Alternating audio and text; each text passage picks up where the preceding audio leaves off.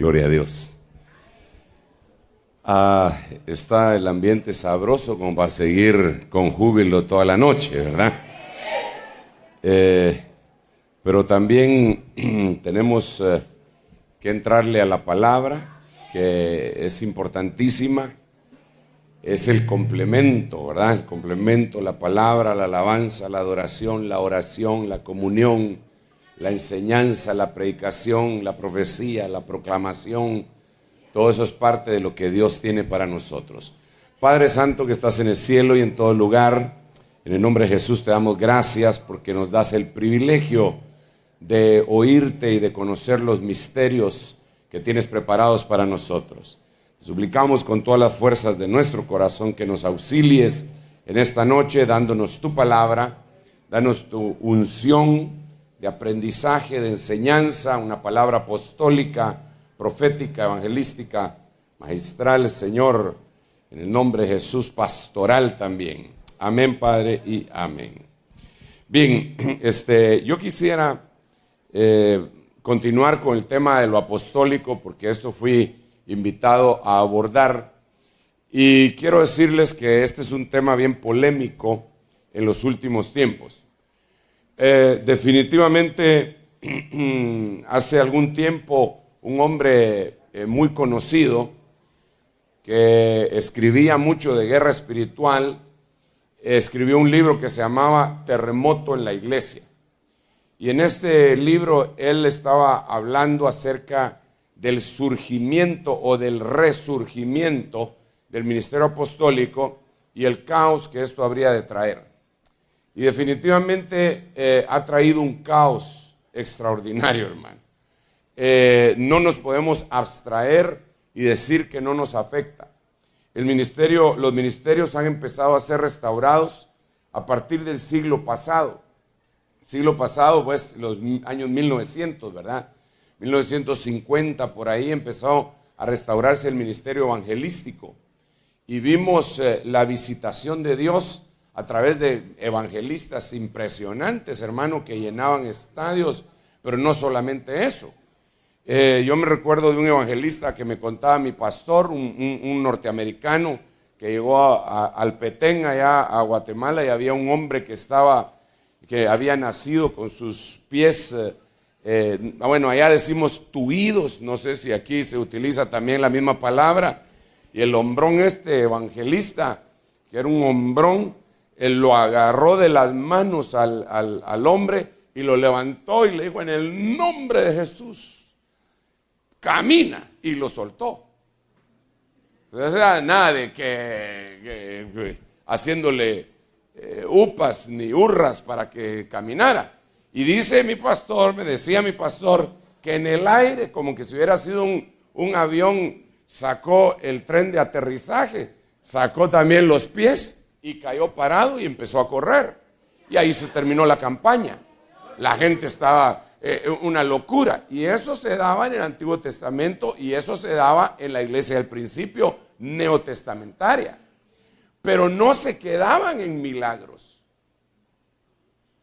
Si usted se da cuenta, el cojo de la puerta de la Hermosa que estaba en el templo de Jerusalén, lo sanó el Señor a través del apóstol Pedro. Juan no tuvo nada que ver en eso.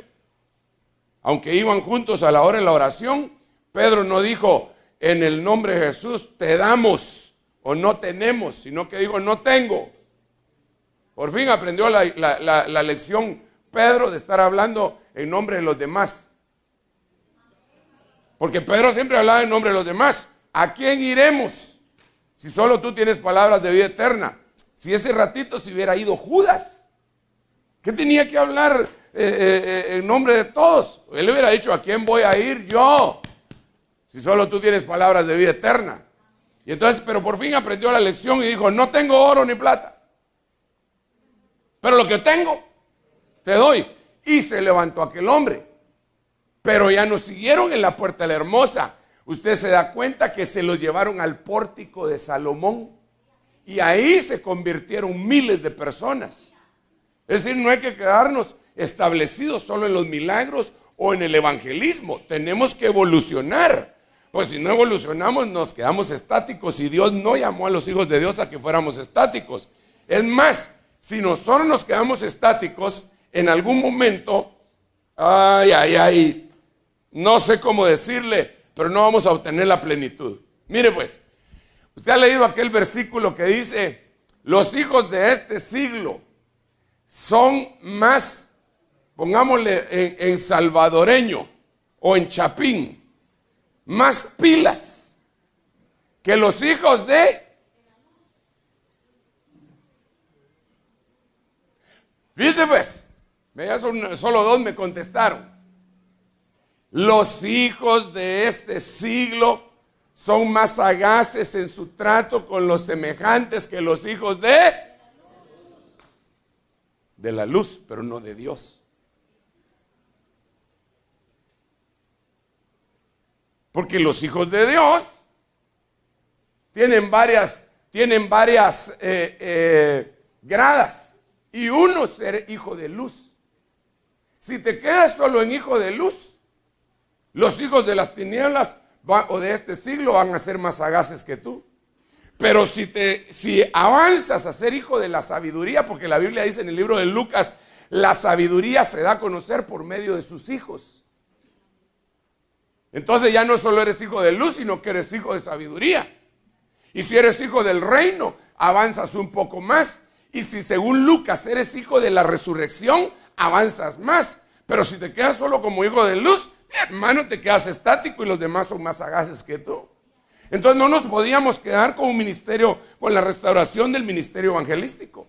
Gloria a Dios por los evangelistas.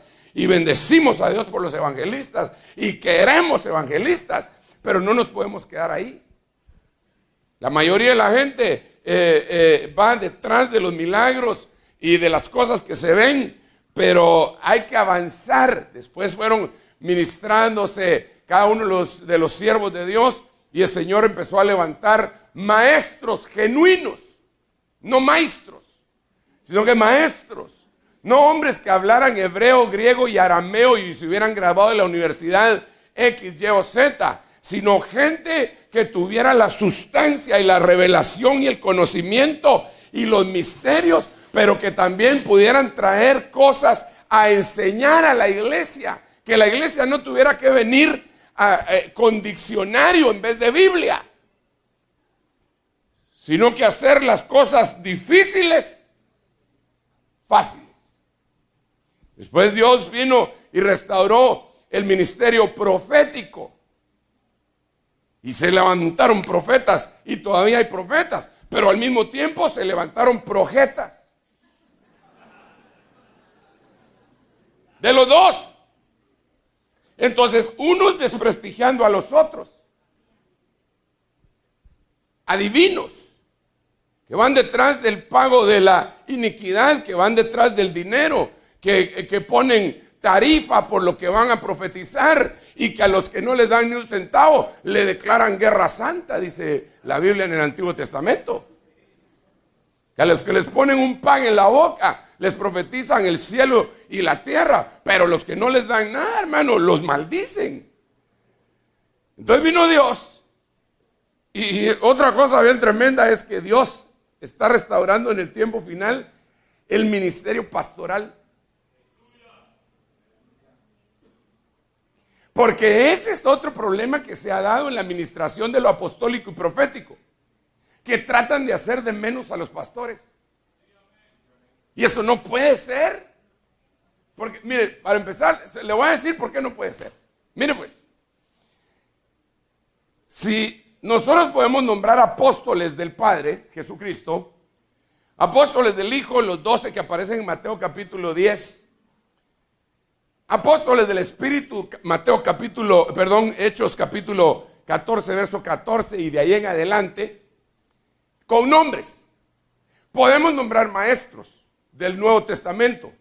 Esteban era uno de ellos. Hechos capítulo 13, uno de los 5 que aparecen en el primer versículo era maestro, porque dice habían maestros y profetas en Antioquía. Podemos nombrar a evangelistas como Felipe y a profetas como Agabo, pero usted no me puede dar el nombre ni de un pastor en el Nuevo Testamento.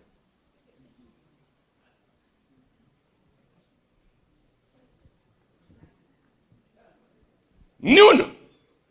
No estoy diciendo que no los hayan. Sí los hay.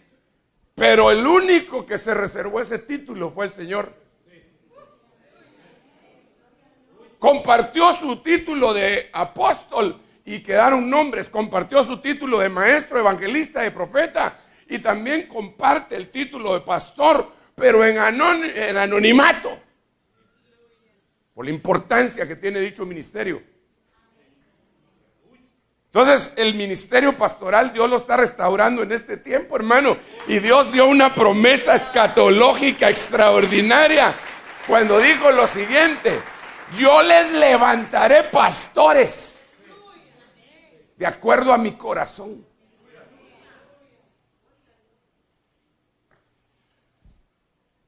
Bueno, a mí me emociona el ministerio pastoral.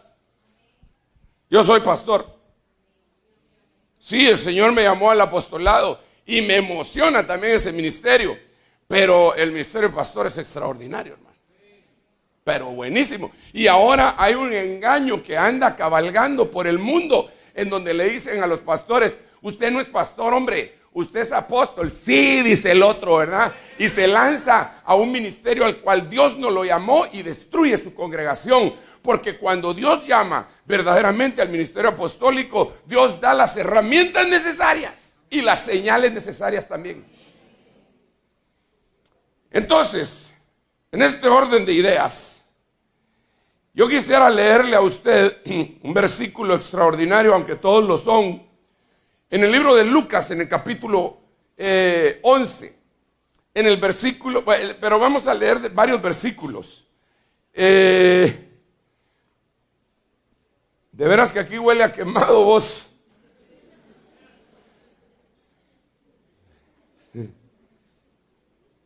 Viene Jesús desde el 45. Le voy a leer desde el 45 y después le voy a explicar lo que estoy tratando de decirle. Respondiendo uno de los intérpretes de la ley, le dijo: Maestro, cuando dices esto, también a nosotros nos insultas. Esperando que Jesús le iba a decir: no, yo no hablaba de ustedes, ¿verdad? No lo tomes por ese lado, tomalo por el lado amable. Y entonces el Señor se le queda viendo y le dijo: ¡ay de vosotros también, intérpretes de la ley! Porque cargáis a los hombres con cargas difíciles de llevar y vosotros ni siquiera tocáis las cargas con uno de vuestros dedos. En otras palabras le dijo: ¡ay de vosotros legalistas! Que ponen sobre los hombres cargas que nunca se le ocurrió a Dios poner. Y la ponen como que fuera ley. Sin ir muy lejos, le voy a decir un ejemplo, porque tenemos que contemporizar la palabra del Señor para entender el momento que estamos viviendo. A mí no me dejarían ministrar en muchas iglesias porque uso barba. Es más, a mí me invitaron a predicar en una iglesia en Nueva Jersey. Solo habían oído los cassettes y el pastor me mandó a invitar porque supo que andaba por ahí. Y yo accedí y fui. Y cuando me vieron con barba, hicieron una reunión de emergencia los ancianos para ver si me daban el púlpito.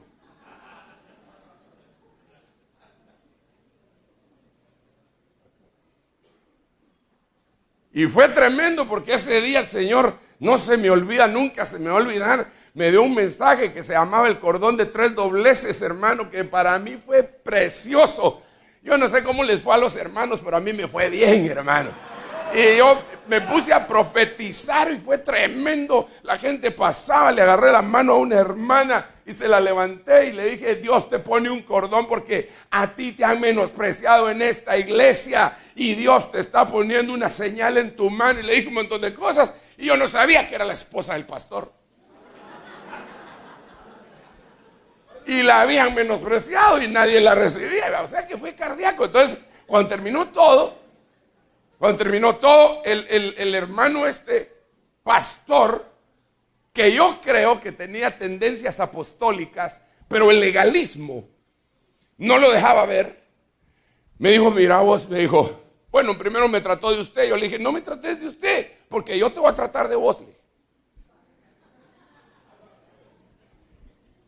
Entonces le dije: mira, ¿qué querés hacer? Pues voy a comer, le dije. ¿A dónde? Un lugar por allá por Nueva Jersey que se llama Mi Bandera, que es un bistec de pollo que dan, hermano, bistec de pollo, es sabroso. Un día lo voy a invitar. Y nos fuimos. Y me dijo, solo quiero hablar con vos, solito con vos. Bueno, está bueno, le dije a los hermanos que me habían llevado que me dejaran y que él me iba a llevar después a mi hotel y toda la cuestión. Y me dijo, mira, me dijo, en esta iglesia nadie predica con barba. Y nadie se quita el saco. Y vos veniste con barba y te quitaste el saco. Porque había calor, hermano. Espero que ninguno me esté juzgando porque no traje corbata.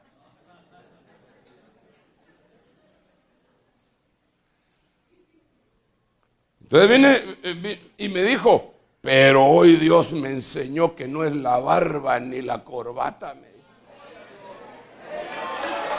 Aleluya, le dije yo. Y mire, a ese fue una locura. Hay otro día, le cuento qué pasó ahí.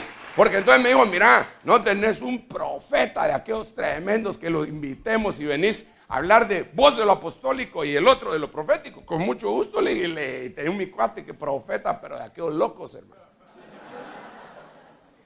Les fue a destartalar todos los legalismos que tenían, los hizo pedazos, pero esa es otra cuestión. Entonces el legalismo impide que la gente mire la evolución que Dios quiere.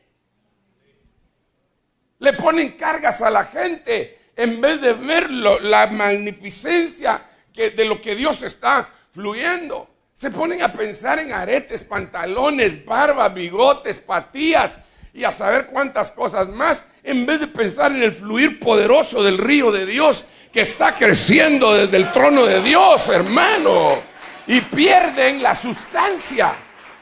Y eso es lo que el Señor les está diciendo aquí en Lucas. Entonces espérenme un ratito. Quiero hablar del ministerio apostólico, no es modo que llegue, ¿verdad? Ay de vosotros porque edificáis los sepulcros de los profetas y vuestros padres fueron los que los mataron. Hermano, que ahí les puso el dedo en la llaga. Pero no se quedó ahí. De modo que sois testigos y aprobáis las acciones de vuestros padres porque ellos los mataron y vosotros edificáis sus sepulcros. Como quien dice, los papás de ustedes los mataron y ustedes llegan cada año para que no van a resucitar, no se les va a salir el profeta que mató a su papá, le vuelven a edificar encima del sepulcro y lo adornan. Pero entonces dice lo siguiente, impresionante, para mí esto fue impresionante, hermano. Por eso la sabiduría de Dios también dijo, les enviaré profetas y apóstoles. Y de ellos matarán a algunos y perseguirán a otros. Aleluya. ¿Quién me quiere servir de ejemplo de profeta? ¿Algún voluntario? Entonces viene Dios y dice, por esto les enviaré profetas. Ponte de este lado, hermana. Por esto les enviaré profetas. Primero Dios envió profetas. No envió primero apóstoles. Aunque la Biblia dice primero los apóstoles, pero espérenme, ahorita le voy a explicar. Primero envió profetas. ¿Alguien me quiere servir de ejemplo de apóstol? Pero chanín. Aquí viene uno, mira. Entonces viene la Biblia y dice, por esto la sabiduría de Dios envía primeramente profetas. Y después apóstoles. De estos matarán a unos y perseguirán a otros. O sea, lo que está diciendo es, en el Antiguo Testamento, los que jefeaban el movimiento espiritual eran los profetas, pero con el riesgo de su vida. En el Nuevo Testamento, los que tenían que jefear eran los apóstoles, pero estos ya no con el riesgo de su vida, sino que con una persecución gracias. Lo que quería yo ver era que estuviéramos bien conscientes de que el orden de los factores sí altera el producto. Cuando dice primeramente envió Dios profetas, está hablando del Antiguo Testamento, y después apóstoles, está hablando del Antiguo Testamento y Nuevo Testamento. Pero lo que me llama la atención,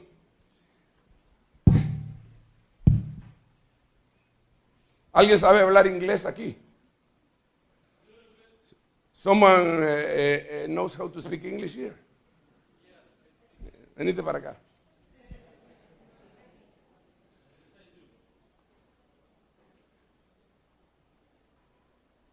Cuando voy a investigar qué le hacían a los profetas, era matarlos.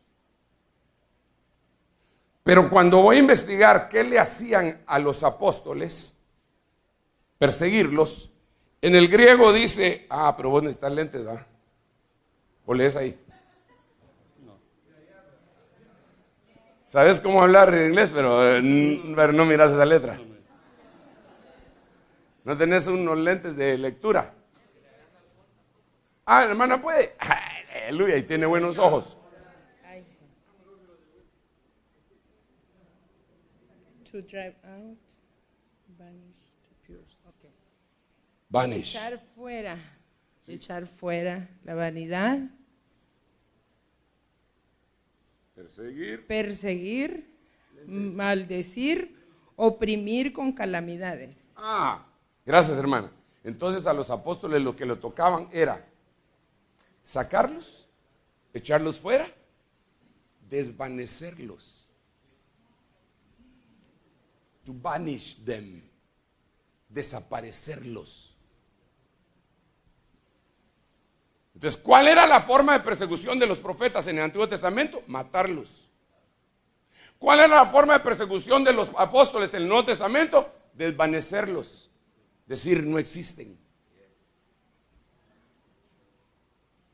Entonces, pensando en esto, yo le quiero contar algo, hermano. Aquí yo no voy a ser muy largo, yo definitivamente, porque para empezar ya me tomé bastante tiempo. Y ya me está dando hambre. No es cierto. Entonces empiezo a analizar cómo era esta situación. Estaba preocupado, hermano, porque mire, le quiero decir, en mi país se levantaron apóstoles de todo. Apóstol de las finanzas, apóstol de gobierno, apóstol de apóstol de música, apóstol de prosperidad, apóstol de no sé cuánto. Se levantaron apóstolas también. La apóstola no sé cuánto, la apóstola no sé qué otra. Pero Dios a mí me había llamado al ministerio apostólico, entonces yo sabía que se estaba tratando de causar una confusión para no aceptar, para desvanecer el ministerio apostólico. Mire, se lo voy a poner de esta manera.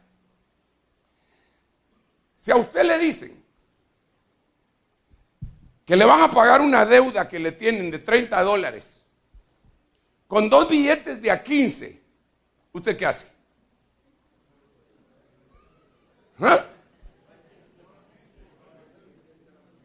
¿Los acepta o no? No los acepta. ¿Por qué no los acepta? Porque no hay. Se lo están tonteando. Pero ¿y si le van a pagar con uno de a 20 y uno de a 10, ¿lo acepta o no? Pero mira si están buenos, ¿verdad? Con la maquinita esa o con un marcador, usted mira si no son falsos. Entonces, si se prueban a los apóstoles en Apocalipsis, has probado a los que se dicen ser apóstoles y no lo son y los has hallado mentirosos. Si se prueban, quiere decir que sí existen, pero pueden haber falsos. Porque si no sería un billete de a 15. Es decir, cualquiera que se levantara diciendo, soy apóstol, le dirían, usted es falso, quítese de aquí, sáquese. Pero si alguien dice, soy apóstol, entonces tiene que decir, vamos a ver sus señales. Entonces aquí es donde él le dijo a ella, porque ¿cuáles son las señales de un apóstol? Usted se las tiene que aprender, hermano. Mire, yo escribí un libro, y esto no es promoción porque lo voy a regalar. Además solo traje 5. Que se llama Probando a los Apóstoles del Tercer Milenio.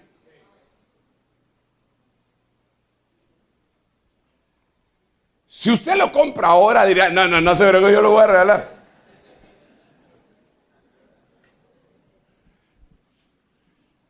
Yo soy mal negociante, hermano. Porque no me llamó Dios a negociar, me llamó a predicar. Yo voy a veces a algunos lugares y me dicen, ¿usted trajo cassettes para vender? No, le digo yo. Lo único que traje aquí a duras penas fue mi maleta, un tacuche. Y libros no trajo, no tampoco. Pero hoy sí metí unos. Pero me da clavo venderlos.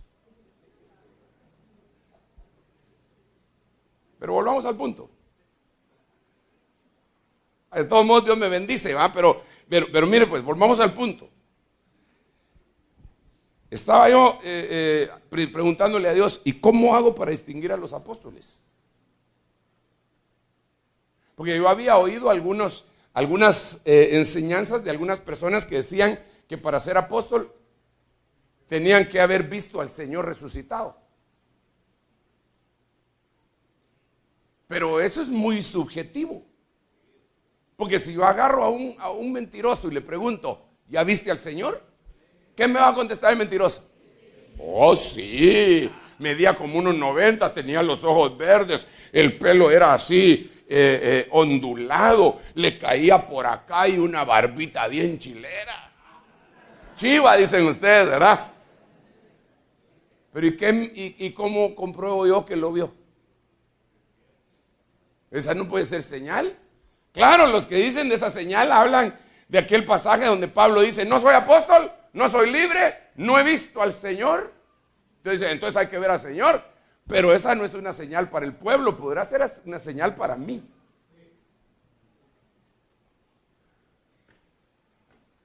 Podrá ser una señal para mí de que sí lo soy. Pero el pueblo tiene que ver otra señal. Entonces estaba yo analizando y preguntándole al Señor, ¿y ahora qué hago? Porque esto se está poniendo serio. Todo el mundo es apóstol, todo el mundo es apóstol. Pero lo que querían era un título, no era una función. Y entonces viene el Señor y me habló. Pero hermano, nunca, a mí me gusta estudiar la palabra, pero nunca la había estudiado como esa vez. Porque yo estaba acostado, estaba cansado, me había tocado un trajín bien tremendo, estaba en un retiro en Estados Unidos y me fui a acostar y dije, yo quiero descansar. Y me acosté. Voy a ver tele, dije yo. Y encendí la televisión y que no hay nada bueno nunca, ¿verdad? Y el Espíritu me habló. Y me dijo, levántate, te voy a hablar. Amén, dije yo. Apagué la televisión. Le cuento esto porque yo no estaba en ayuno y oración. Le cuento esto porque yo creo que Dios le habla al que se le da la gana. Y si usted no me lo cree, entonces dígame por qué le habló a Faraón por medio de sueños y a Nabucodonosor por medio de sueños. ¿Acaso estaban en ayuno y oración ellos, pues?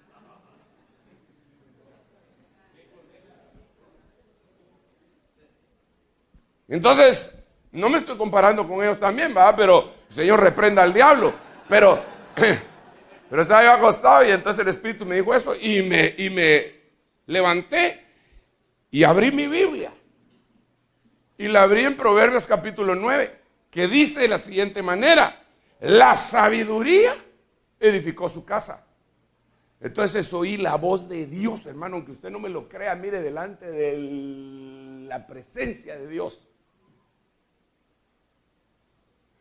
Me dijo, hay 5 clases de sabiduría, hay 5 palabras de sabiduría de esta que estás viendo acá, búscala. Y como tenía las herramientas para buscarlas, me fui, aquí lo tengo, se lo voy a ver si lo encuentro, Padre Santo, yo creo que sí. Sí, aquí lo tengo.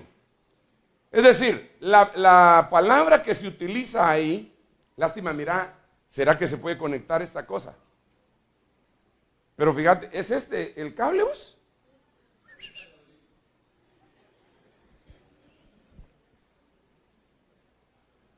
Pero no miro que ninguno se esté moviendo, solo el pastor.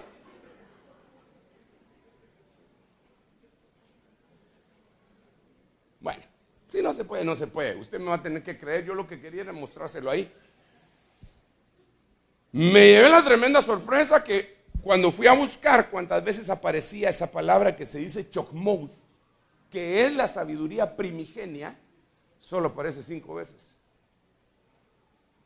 Entonces, y eso fue lo que el Señor me dijo. Y cuando la empiezo a buscar, la primera era la sabiduría del maestro. Se la voy a leer.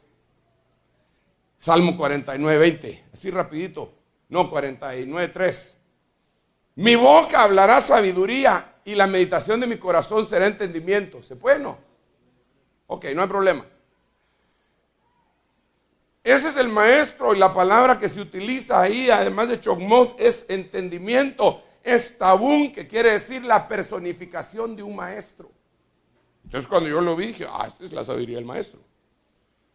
Entonces inmediatamente después me fui al otro versículo, se lo voy a leer rapidísimamente. Como dice, y usted me dice qué ministerio está hablando ahí. La sabiduría clama en la calle. En las plazas alza su voz. Clama en las esquinas de las calles concurridas. A la entrada de las puertas de la ciudad pronuncia sus discursos. Entonces, esa es la sabiduría del evangelista. La sabiduría de Dios primero envió profetas en el Antiguo Testamento para jefear el movimiento espiritual, y en el movimiento postrero envió apóstoles. Una de las señales de un apóstol es que tiene que tener autoridad, pero la autoridad no se arrebata. El apóstol Pablo dijo en 1 Tesalonicenses, lo leyó Isauro en su tema, lo leyó cuando en 1 Tesalonicenses, en el capítulo 2, verso 6, él le dice a los de Tesalónica, les dice, nosotros, entre paréntesis quiero hacerle una pregunta, solo para ver si estamos en el mismo rollo. ¿Quién escribió 1 Tesalonicenses? ¿Perdón? ¿Quién escribió 1 Tesalonicenses? No. Lea 1 Tesalonicenses capítulo 1.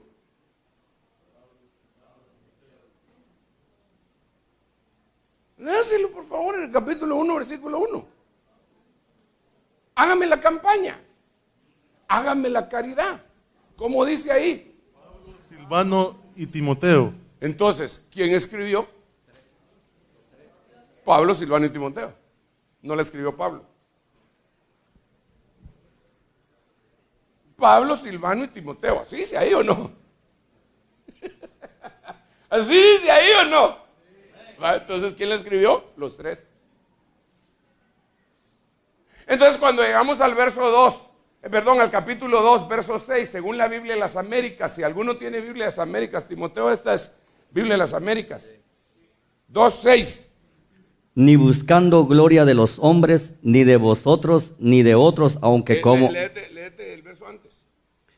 Porque como sabéis, nunca fuimos a vosotros. Espérate. Como sabéis, nunca fuimos a vosotros. ¿Quiénes? ¿Quiénes tres?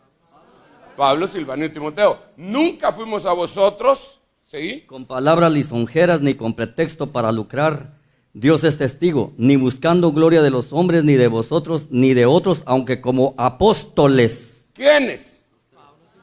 Entonces Silvano y Timoteo eran apóstoles. Entonces, ¿dónde se quedan los que dicen que solo hubo 12? Aquí hay 3 más. Sigamos ahí. Aunque como apóstoles de Cristo hubiéramos podido imponer nuestra autoridad. Entonces, una de las cosas inherentes a un apóstol es la autoridad. Pero déjeme explicarle esto, por favor, hermano. Déjeme explicárselo.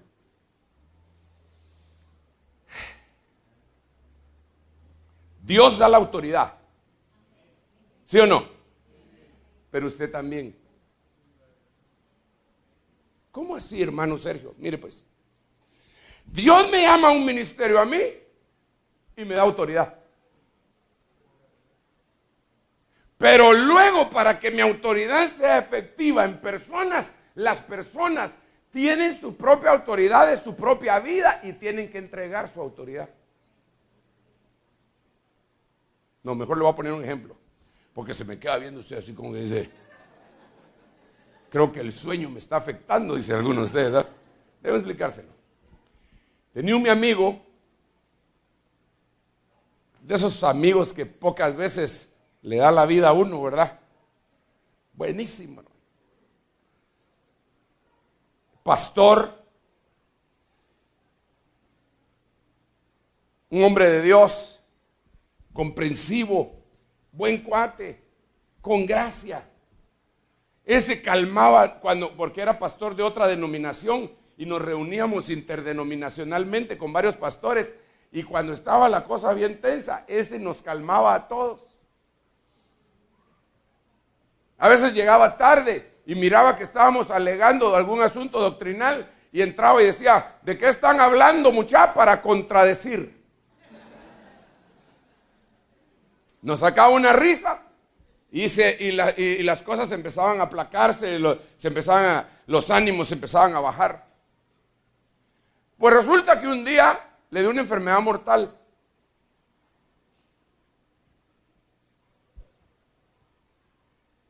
Para no hacerse la cardíaca, se murió de esa enfermedad. Pero todos lo amábamos. Entonces, yo me fui a orar y le dije, Señor, ¿por qué por qué no se muere otro? Que se mueran los feos, hombre. Pero ¿por qué se tiene que morir este? Le dije. ¿Por qué le da esa enfermedad tan horrible? Entonces el Espíritu Santo me habló y me dijo, una autoridad que él tuvo, lo maldijo cuando se fue de la iglesia. Y entonces yo me quedé de una pieza, porque me dijo el Señor, y la única forma de quitar esa maldición es que él se meta bajo otra autoridad, entregue su autoridad a otra autoridad, y esa autoridad destruya la maldición anterior y lo edifique. Entonces vine yo y se lo fui a decir a mi apóstol. El Señor me habló. ¿Y qué? Del hermano fulano. ¿Y qué te dijo? Y lo que le acabo de contar. Ah, pues mira cómo se lo decís vos, me dijo, porque si yo se lo digo va a creer que yo quiero que él se venga conmigo. Y yo no me atreví, hermano. Entonces solo llegué a decirle, mira, fíjate que el Señor me habló y me dijo que te había maldecido tu pastor que vos tuviste antes. Sí, me dijo, cabal. Era un pastor de aquellos tremendos, hermano, que los pateaba. Los pateaba. Y él tuvo un problema con él y decidió irse de esa denominación porque ya era demasiado. Y entonces lo maldijo. Y le salió cáncer. Entonces le digo yo, entonces otra autoridad tiene que, pero no me atreví a decirle, te tenés que meter bajo otra autoridad, porque como también él era entendido, hermano, tampoco me voy a acusar yo para toda la vida, ¿verdad? Porque él era entendido. Te tenés que meter bajo otra autoridad y esa autoridad tiene que anular lo que te dijo la otra autoridad. Entonces el apóstol Pablo lo que decía era, la autoridad que Dios me dio a mí no es para destrucción, sino para edificación. Entonces un verdadero apóstol no utiliza la autoridad que le entregaron para manipular a la gente, sino para edificarla. Pero la gente que se mete bajo una autoridad apostólica tiene que llegar, hermano, esta autoridad es mía, se la entrego a usted. Y ahí sí es cuando él le dijo a ella, hermano, porque eso no lo hace la gente. Sobre todo un pastor que tiene éxito, que ya tiene unos 1000 gentes y que tenga que ir a entregar su autoridad a un apóstol. Dice, lo siento mucho si yo solito navego. Navega pero desnudo. según Ezequiel capítulo 16, que ese sería otro tema. De lo mismo, pues. Pero como estamos en vigilia, me permite que le diga cuál es el otro tema de Ezequiel 16. ¿Vigilia me dijiste o no? No, mire pues, usted ha leído Ezequiel 16 porque usted es pastor. Entonces, solamente déjeme que se lo lea así rapidísimamente. Mire pues, entonces vino a mí palabra del Señor diciendo, Ezequiel 16, hijo de hombre, haz saber a Jerusalén sus abominaciones. Dile así a Jerusalén, pero recuérdese, le hablan a Jerusalén para que entienda la iglesia. Porque 1 Corintios 10 dice que todo lo que le pasó a ellos es figura para nosotros, los cuales nos alcanzó el final de los tiempos. Entonces, mire pues, dile así que voy a cambiar de una vez todo. Dile así a la iglesia. Por tu origen y tu nacimiento, eres de la tierra del cananeo. Tu padre era amorreo y tu madre etea. O sea que le sacó la madre. No se la sacó. Se la sacó a bailar. Tu madre era etea, le dice. En cuanto a tu nacimiento, el día que naciste no fue cortado tu cordón umbilical, ni fuiste lavada con agua para limpiarte, no fuiste frotada con sal, ni envuelta en pañales. Ningún ojo se ha apiadado de ti para hacer por ti alguna de estas cosas, para compadecerse de ti, sino que fuiste echada al campo abierto porque fuiste aborrecida el día que naciste. Y yo pasé junto a ti.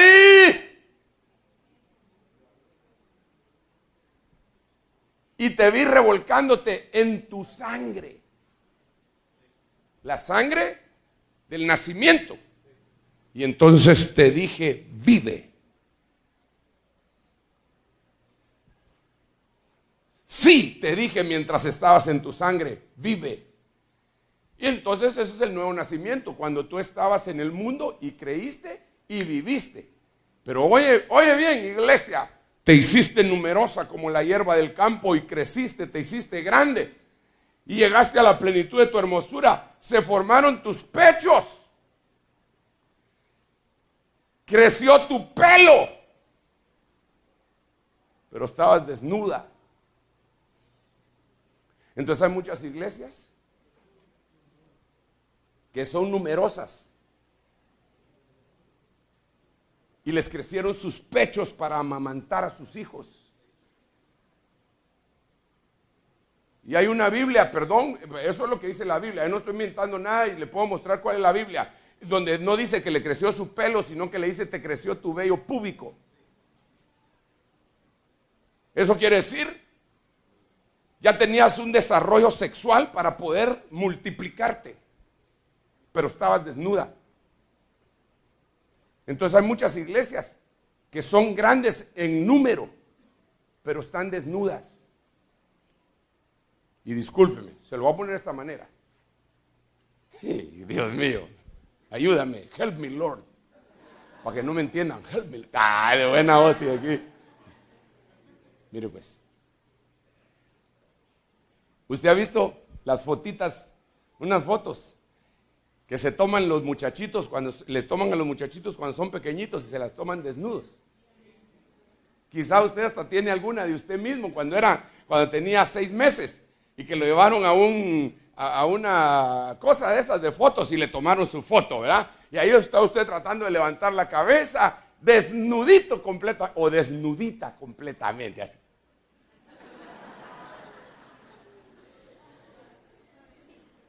Y usted cuando mira esa foto, le da gracia.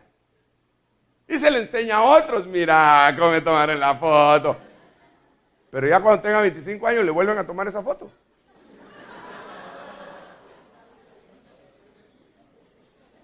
La andaría enseñando. Mira cómo me tomaron la foto.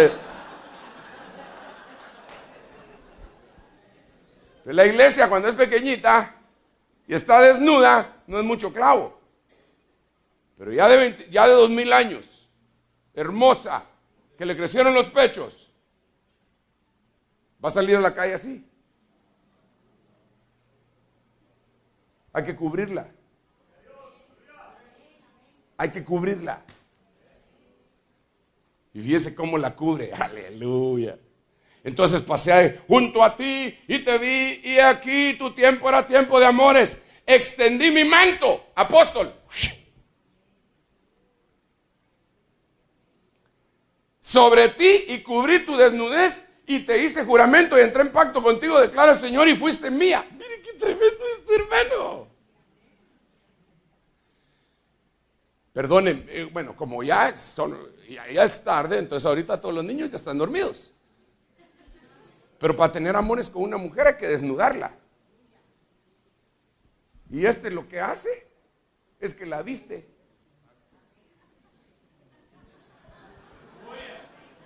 Entonces no es un amor carnal. Estamos hablando de algo espiritual. Ella estaba desnuda y para tener amores con él, la cubre. Y eso quiere decir que la iglesia que no se deja cubrir apostólicamente, sí es iglesia, sí son salvos, pero no van a tener amores con él. Por eso dice la Biblia, 60 son las reinas, 80 las concubinas y las doncellas sin número, pero una es la amada mía, una es, solo una es la amada. Mire, ¿sabe qué quiere decir eso? 60 son las reinas, quiere decir los cristianos que hacen su propia voluntad.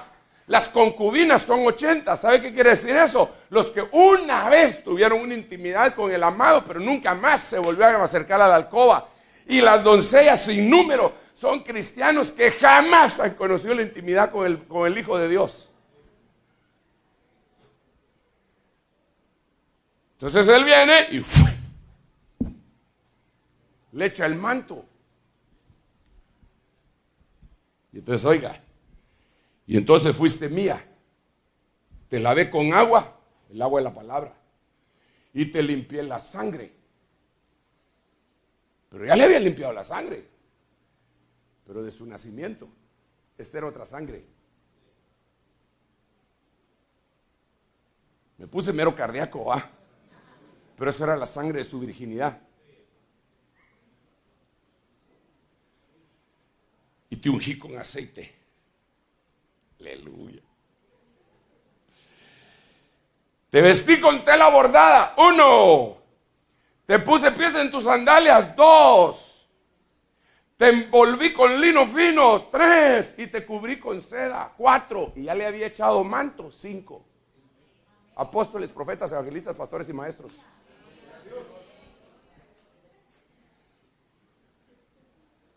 Entonces tenemos que entender que si la iglesia no fluye en la cobertura de los 5 ministerios, nunca va a madurar. Sí va a seguir siendo grande. Sí va a crecer y se va a multiplicar. Sí va a tener mega iglesias, pero nunca va a estar cubierta, dispuesta para tener intimidad con el amado. Y lo que nosotros anhelamos es tener intimidad con el amado. Estoy hablando con boca y labios circuncidados, y espero que usted me esté oyendo con oídos y corazón circuncidado también. No estoy hablando de carnalidades, estoy hablando de cosas espirituales. Queremos tener intimidad con nuestro Señor Jesucristo. Eso es lo que queremos.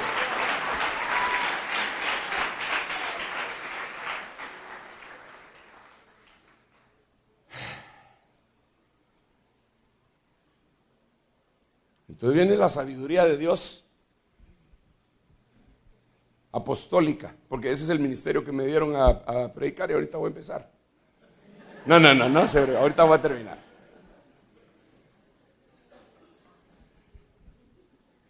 Tiene que tener las siguientes señales. Cuando alguien le diga a usted que es apóstol y usted esté interesado en definir si ese tipo es apóstol, le voy a dar los siguientes consejos. No solo le diga apóstol porque le dio una tarjetita. Porque tarjetas, ¿acaso los de las imprentas le piden a usted la identificación y las credenciales sobrenaturales? Pues le hace lo que usted quiera, eso lo imprimen ahí fuera. Pastor, bautizo a domicilio. Y usted repartiendo las tarjetitas y tirándolas por avioneta. A mí me enseñaron una tarjeta de un hermano que decía, te Tenía un nombre apostólico bien así, rimbombante, como embajador apostólico. Y dije, no, este sí, tremendo, dije yo.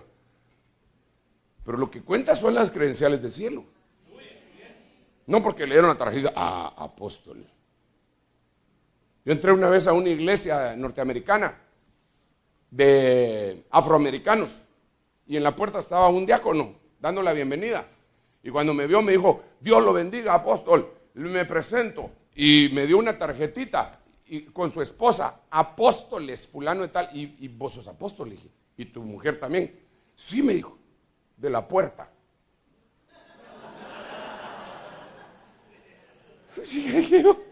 ¿Ya tú, apóstoles, hermano?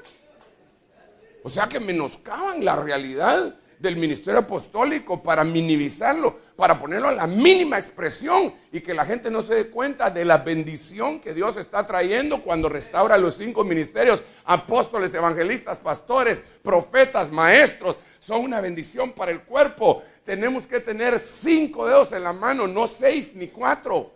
Adoni-Bezek era un rey del libro de los jueces, que cuando capturaba a sus adversarios les quitaba el dedo pulgar, que significa el ministerio apostólico, y como consecuencia de que no tenían pulgar no podían tomar la espada ni defenderse y comían migajas. Hay mucha gente que está comiendo migajas porque no tiene el fluir apostólico. Ahí se van a meter a las librerías a buscar libros de una iglesia con propósito, una vida con propósito, creciendo no sé cuánto y creciendo por allá, porque están comiendo migajas, porque no han querido aceptar el ministerio apostólico, porque para eso representa ceder su autoridad. Pero cuando una persona se mete en el fluir apostólico, las cosas le cambian. Y si se ofende a alguien por lo que estoy diciendo, no hay problema, mañana es el último día que predico aquí, ya me voy. Pero le quiero decir lo siguiente.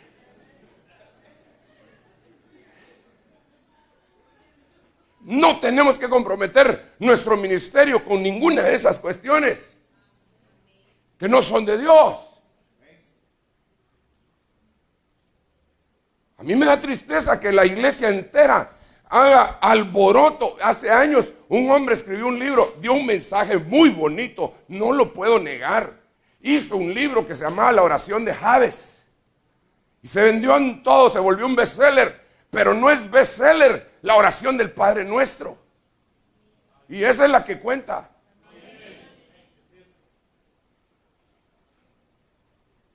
Bueno, pero ya me estoy enojando, mejor me calmo, cálmate, Sergio, cálmate.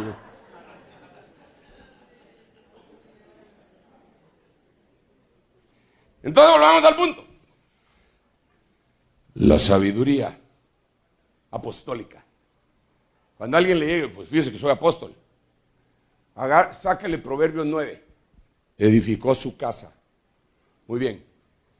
Hermano apóstol infieri, ¿cómo es su casa? ¿A qué se refiere? ¿En dónde tiene su sede? Muéstreme su iglesia y también su casa. Oh, no, yo no tengo iglesia, ahí ando itinerante. Ajá, entonces no ha edificado su casa. Entonces yo sí no me podría, yo no me dejaría poner manos por un cuate que dice que es apóstol, pero que no pastorea iglesia. Porque no conoce el sufrimiento de un pastor y va a pastorear pastores. No conoce lo que uno sufre cuando está tratando de juntar para el alquiler, para el evento. No conoce que uno tiene que ver si las hermanas se animan a hacer pupusas, chuchitos, tostadas, enchiladas, panes con pollo, lo que sea, para vender, porque los hermanos quizás no quieren diezmar y ofrendar, que sería lo mejor. Pero como él no conoce eso,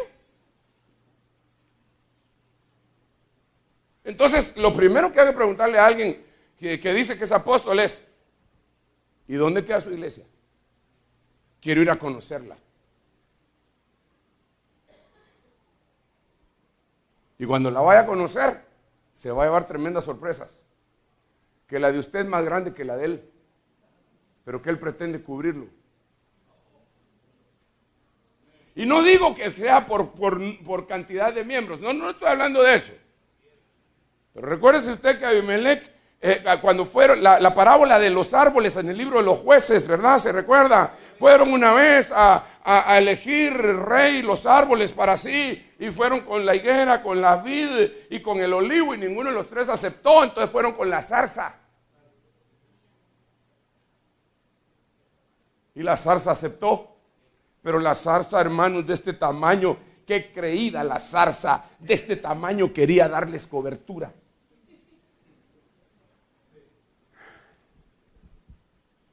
Ahí no me quiero meter en líos porque en inglés zarza se dice bush.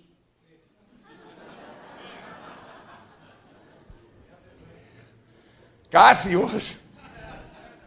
No contemos victoria todavía, hermano. Pero bueno, ¿para qué me voy a meter en esos líos? Editen esa parte. Pero tendrían que editar todos los diccionarios también, ¿verdad? Entonces, la sabiduría edificó su casa. Pregúntele al llamado apóstol cómo es su casa.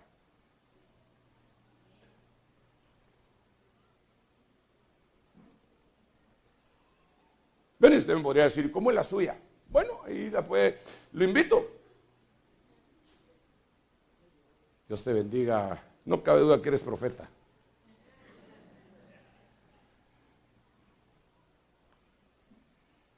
Ok. Labró sus 7 columnas.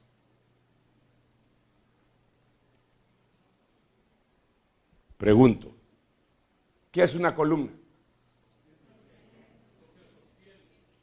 Y en el lenguaje espiritual bíblico, ¿qué es una columna? Pero dijiste algo bien interesante, alguien. Entonces una columna son hombres o mujeres, son humanos. El verso que estás diciendo, a todo el que venciere, yo le haré columna en el templo de mi Dios y nunca más saldrá de ahí. Escribiré sobre él el nombre de mi Dios y de la Nueva Jerusalén, el nombre, mi nombre nuevo. Pero es una persona que venció y lo hicieron columna. Pablo dice, cuando yo subí por una revelación, yo subí a los que tenían fama de ser columna.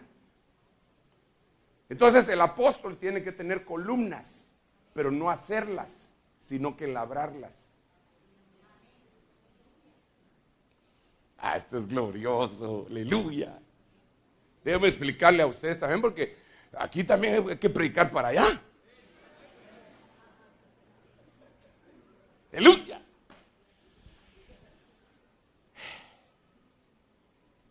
Al apóstol hay que preguntarle, muéstreme sus columnas, sus hijos, que ha labrado.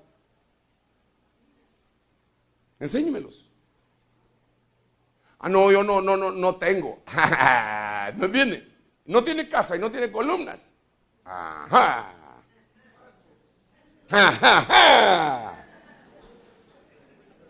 Bush.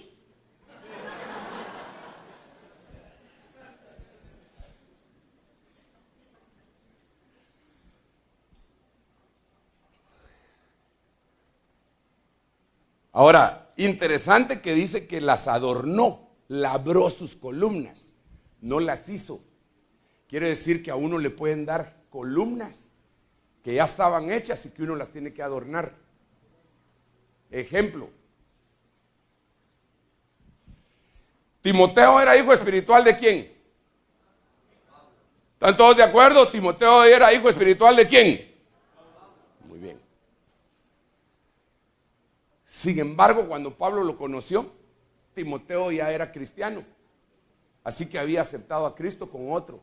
Hechos capítulo 16 dice que cuando Pablo llegó a cierto lugar encontró a un discípulo. O sea que no solo era creyente, sino que ya era discípulo, llamado Timoteo. Y se lo llevó con él y lo reengendró. Hay gente valiosísima que las tienen ministrándolas mal en diferentes iglesias. Y cuando se juntan con un verdadero apóstol, hacen clic los dos. Y hay que reengendrarlo por la palabra. No solamente hay que recibirlo en la iglesia. Hay que reengendrarlo por medio de la palabra, porque la palabra, según el griego en Mateo capítulo 13, se puede decir esperma. Entonces uno lanza esperma divino. Y al final de cuentas, esa gente termina siendo hijo espiritual de uno. Y ya que lo reengendró, lo empieza a adornar.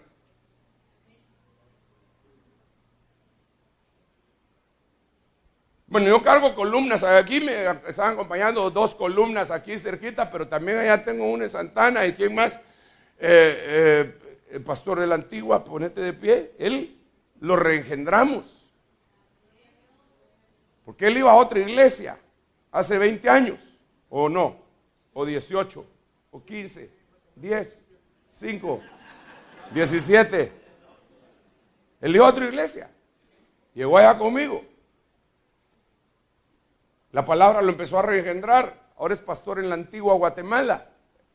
Ya no le cabe la gente en su iglesia. Es una de mis columnas. Allá está Jimmy Berganza también en Tiquizate. Este hombre tiene 2 iglesias y todavía trabaja en lo secular. ¿Hasta cuándo? A ese lo molesta mucho de que debe renunciar, pero eso es que el Señor se lo diga.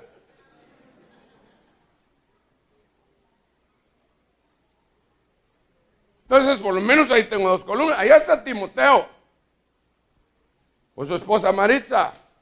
Están pastoreando en Santana. Son columnas allá de mi casa que estamos reengendrando.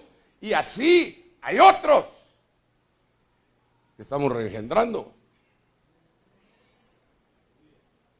Y que algunos vienen ya como apóstoles y otros vienen como profetas y otros vienen como evangelistas. Y uno lo único que tiene que es ponerse las pilas y ponerle un ornamento por aquí, otro ornamento por allá y quitarle esto y chapearlos.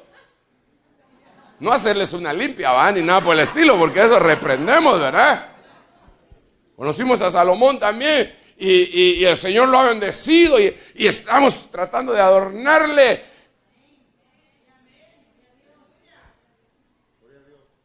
En nombre del Señor, y no solo esas.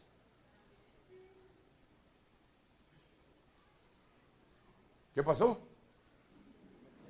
Me volteo y me quitan el anuncio. Entonces pueden ser pastores o sobre todo pastores. En el caso de un apóstol,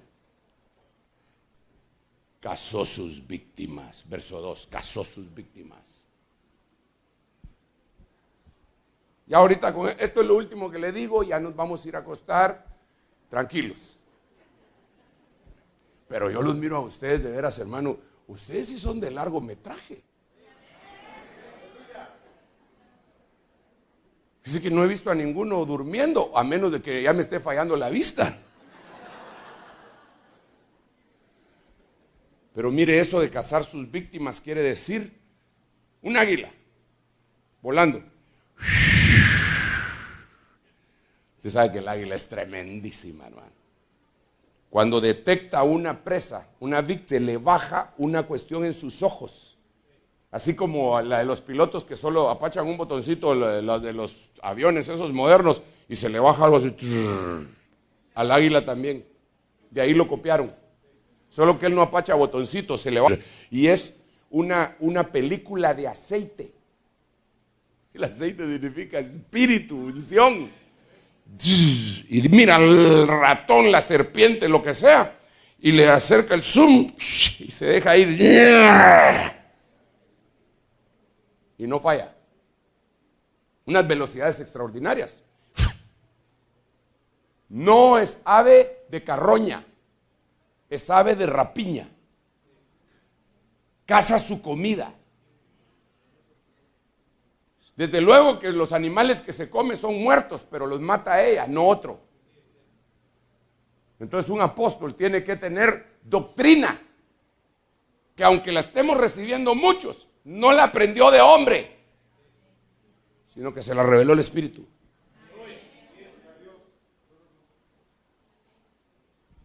Vio algo y solo... Y sabe que es lo tremendo, en lo apostólico, sin ser apóstol, también le pasa eso. ¿Sabe cómo? ¿Sabe? Por eso es que, hermano, qué tremendo es esto, hombre. ¿Sabe usted ese verso tan famoso que nosotros hemos predicado en Malaquías capítulo 3, verso 10? Traed los diezmos al alfolí y hay alimento en mi casa. En el hebreo dice, traed los diezmos al alfolí para que haya víctima. ¿Sabe qué quiere decir esto? Que mucha gente que no diezma nunca entiende el mensaje. Porque no puede cazar su víctima porque no diezma. La gente cree que diezmar es solo beneficio económico. Y no es así. Cuando uno diezma, le reprenden al devorador. Pero el devorador no solo mata la economía, el devorador devora hijos.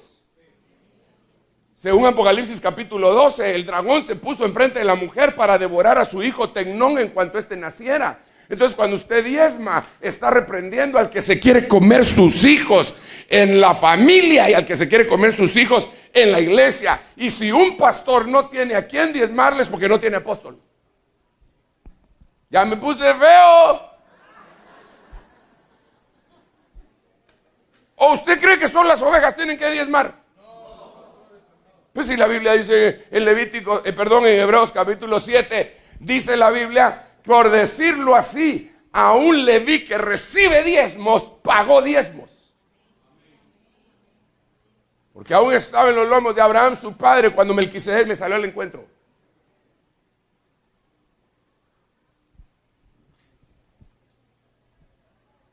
Aleluya. Los pastores van a poder enseñar con solvencia. Y van a poder decir como Gedeón, hagan lo que yo hago. Pero nosotros como pastores no le podemos decir a la gente, adelante mis valientes, y ellos van adelante y nosotros atrás. ¿Qué dice la Biblia del pastor? Dice, mis ovejas, ¿qué? ¿Y qué? Entonces el pastor va hablando y las ovejas van detrás. Él va adelante. A ver, la Pinta, la Niña, la Santa María. No, esas son las carabelas. No, a ver, la fulanita, la menganita, la perenceja. Y las ovejitas van oyendo la voz y van detrás del pastor. Pero cuando alguien va atrás del ganado, ese no es pastor, ese es arriero. Ya oí cuando el hermano estaba ministrando que aquí hay bastantes que pueden chiflar. Entonces, un arriero es aquel, ¡vaca! Ay, Dios, hermano. Dime una mano para predicar, hombre. ¿Cómo a aquel sí le echaron una mano para adorar? ¡Vaca! Y le tiran piedras. Y allá va la vaca haciéndose los quites, hermano. Pero el pastor no es así. Entonces hay muchos ministros que van atrás de las ovejas. En todo. En estudio, en búsqueda, en ayuno, en oración, en revelación. Ellas oran más.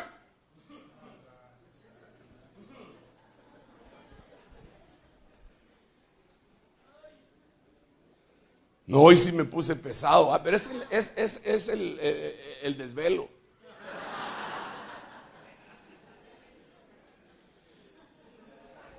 Apóstol genuino caza a sus víctimas.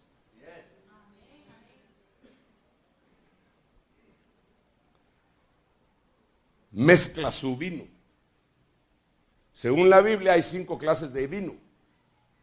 Vino Yayin, vino Tirosh, vino Chemer, vino Secar, y el otro vino no vino, a la mente.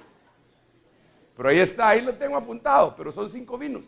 Y esto es lo que quiere decir, si son 5, está hablando de apóstoles, profetas, evangelistas, pastores y maestros. Entonces un verdadero apóstol a veces le fluye la unción evangelística. Se le convierte el gentío. Otro día se pone a enseñar. Y enseñar, y enseñar, y enseñar. Y este es maestro, dice la gente. Otro día se pone a profetizar. El Señor me muestra tal cosa y me muestra tal otra. ¿verdad? Otro día le está sobando la cabeza ahí a una oveja y a otro pastor y actúa como pastor. Y otro día está sentando doctrina. Mezcló sus vinos. Pero yo no creo en los apóstoles que no saben ni siquiera dónde queda el libro de Ageo. O cuando uno le dice, a ver, por molestar, uno le dice, ábrase ahí Proverbios capítulo 35, y empieza él. Dice que no tiene No tienen, me dieron gato por liebre. Les voy a ir a alegar a la librería. No, hombre, si solo tienen 31.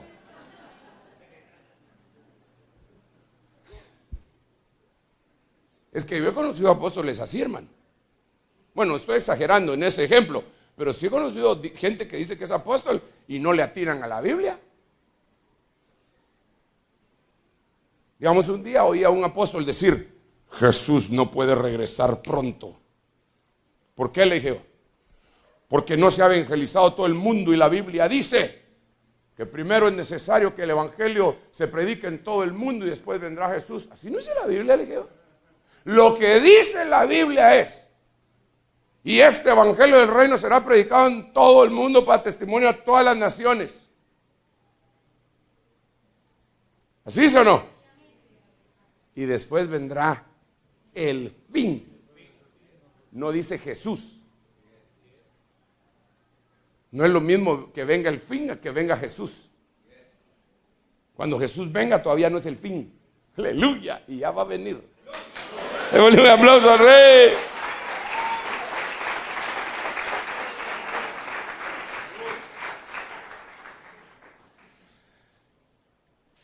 Me encontré con otro apóstol que me dijo: no puede venir porque Hechos 3:21 dice claramente. Fíjese qué argumento el que me presentaron. Dice claramente Hechos 3:21 que arrepentidos y convertidos para que sean borrados vuestros pecados y la presencia del Señor vengan tiempos de refrigerio y Dios mande a Jesús. Dice: a quien es necesario que el cielo retenga hasta la restauración de todas las cosas de las cuales hablaron los profetas. Entonces me dicen ellos: entonces Jesús no puede venir porque ya no han sido restauradas todas las cosas. Y ahí patalea uno, si no, pero si de veras hay revelación apostólica. Cuando a mí me lo dijeron, y le dije: un momento.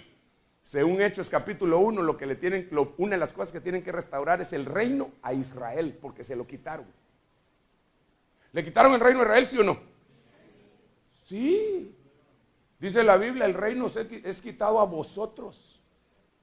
Hay mucha gente que todavía dice que Israel es el pueblo de Dios. Y la Biblia dice que no es el pueblo de Dios, sino que dice que vosotros sois real sacerdocio, linaje escogido, pueblo adquirido por Dios para que anunciéis las virtudes del que os llamó de las tinieblas a su luz admirable. Entonces Israel es un pueblo escogido que está en pausa, pero no es el pueblo de Dios, porque Oseas y Romanos dice: en donde se les dijo, ya no eres mi pueblo, ahí serán pueblo de Dios, ahí serán llamados, hijos del Altísimo. Entonces ahorita no son pueblo de Dios.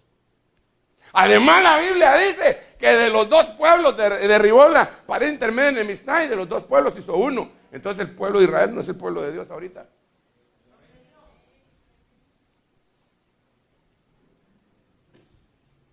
Biblia. Entonces viene el hermano, le digo yo: entonces si le quitaron el reino a Israel, ¿a quién se lo dieron? A ver, ¿a quién se lo dieron si se lo quitaron a Israel? ¿A quién? Vale.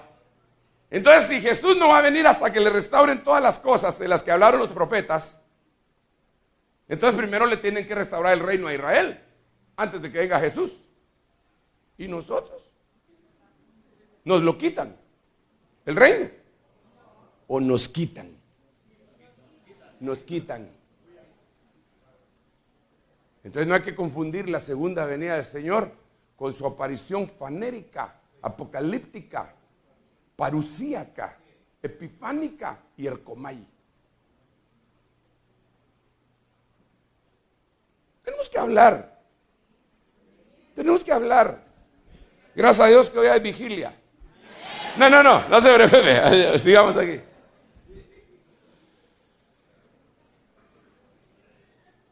Bueno, ha enviado. Un apóstol tiene que enviar. A él lo envían, pero él también tiene que enviar. Entonces, tener una visión de centralización no es apostólica. No sé si me voy a entender. Es decir, si yo quiero centralizar todo, esa visión no es apostólica. Con todo respeto, podría ser una visión pastoral. si mucho. Digamos, tenemos a Paul Yonggi Cho, la iglesia más grande del mundo, que ahora se llama él David Yonggi Cho, porque se cambió el nombre.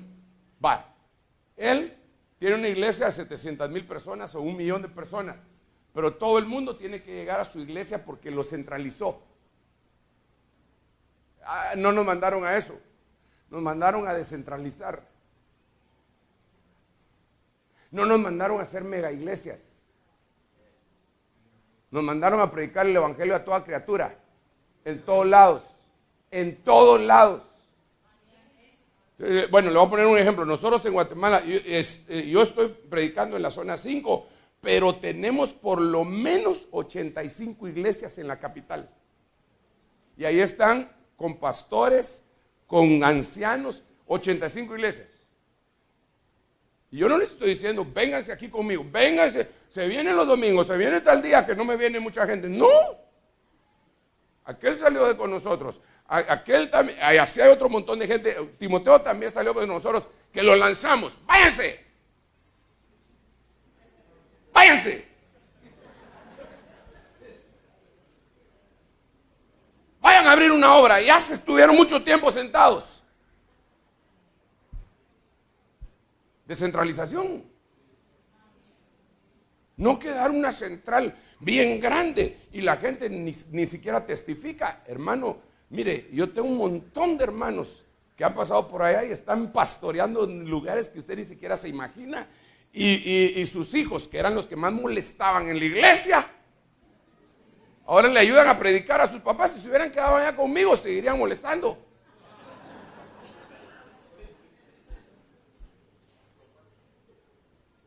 Molestábamos a un hermanito que le decíamos, a unos hermanitos que le decíamos que eran los diáconos de la banqueta, porque nunca entraban al culto. Ya sé quiénes, dice aquella. Pero ahora usted los mira apoyando a su papá.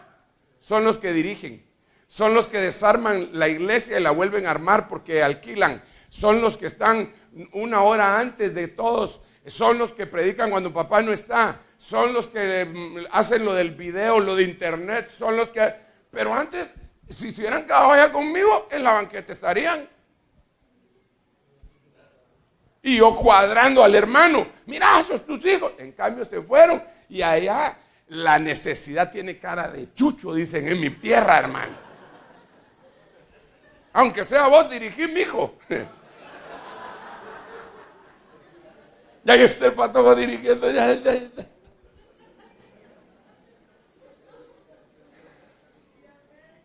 Aprendieron a tocar instrumentos, teclado, guitarra, bajo.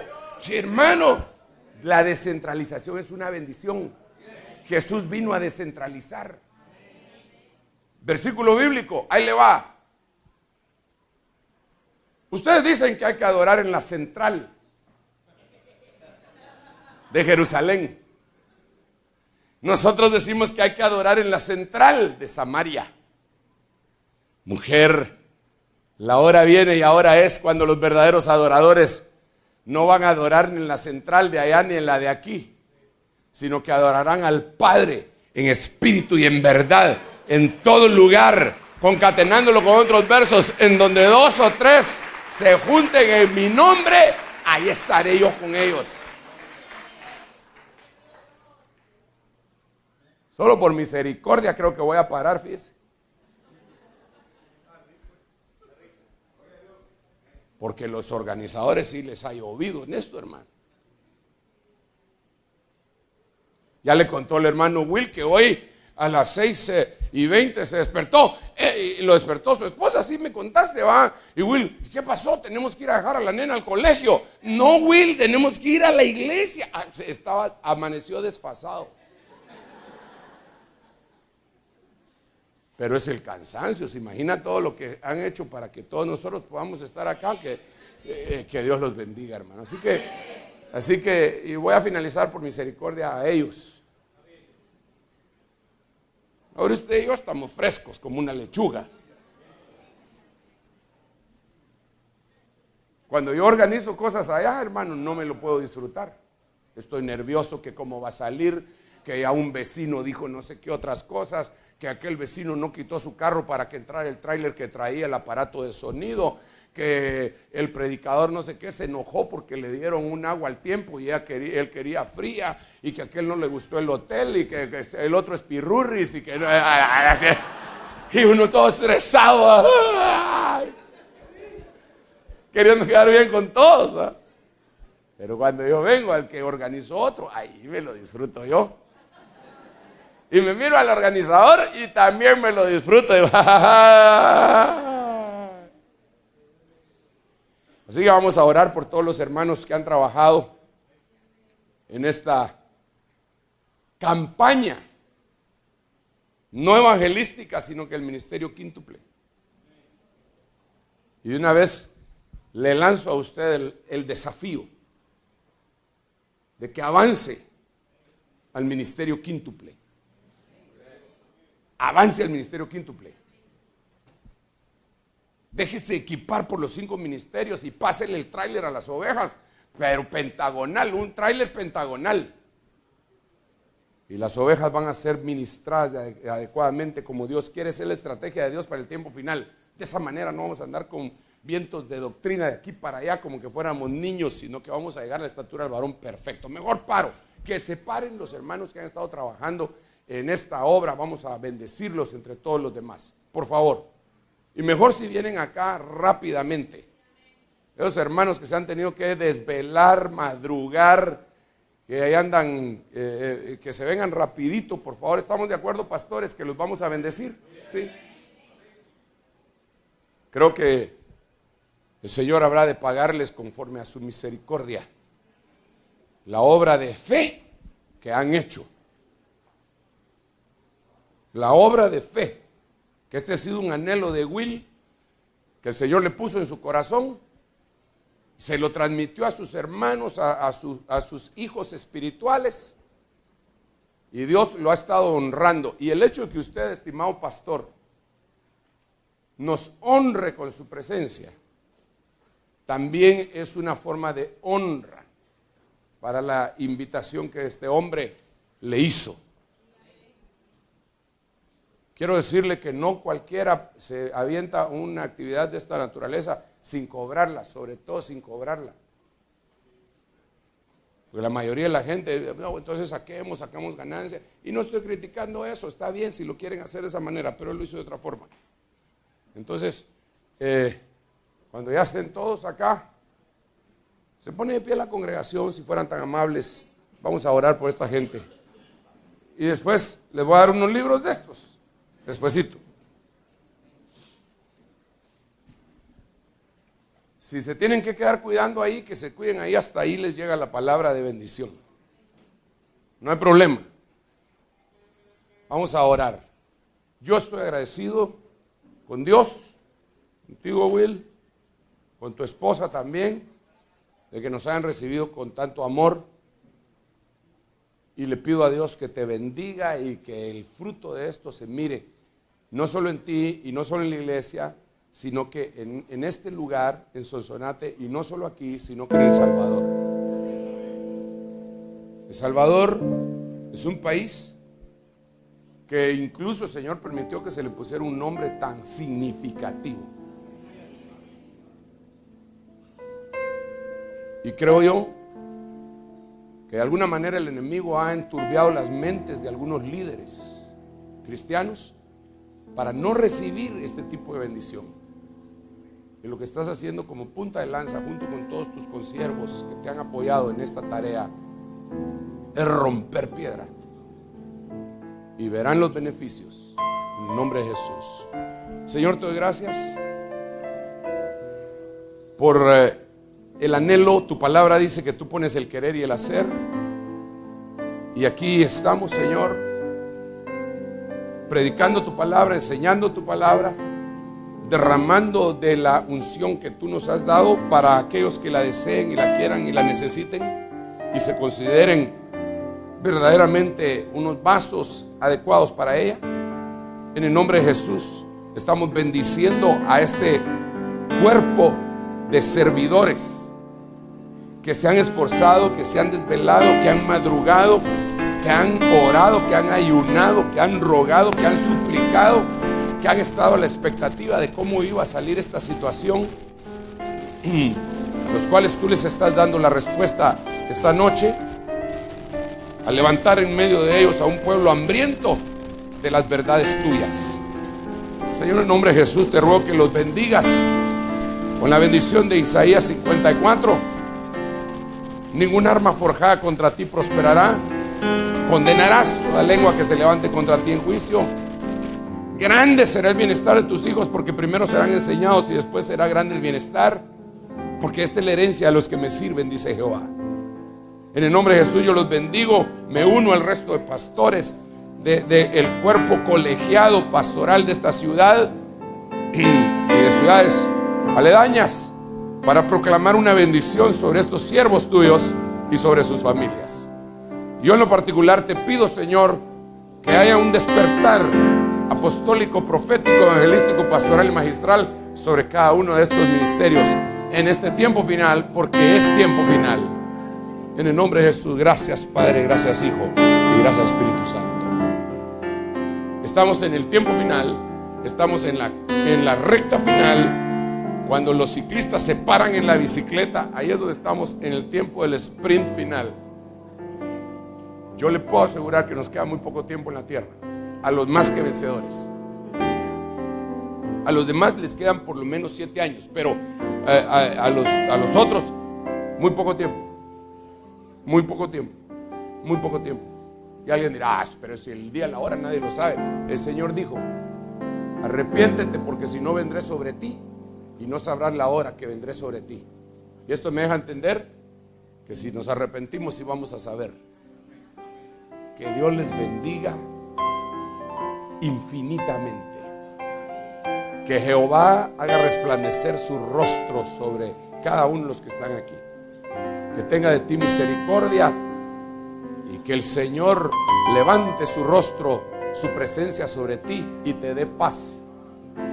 Paz en El Salvador, paz en Sonsonate, paz en cada uno de los hogares que están aquí representados, y todos los hijos de paz recibirán esa paz. Ustedes no son hijos de violencia, son hijos de paz. No teman por los tiempos que pueden venir. No teman por la maldad que se pueda levantar, porque está profetizado que habría de aumentarse la iniquidad para que el amor de muchos se enfriara. Pero los hijos de paz recibirán la paz, y esa gobernará sus corazones. Hermano Will.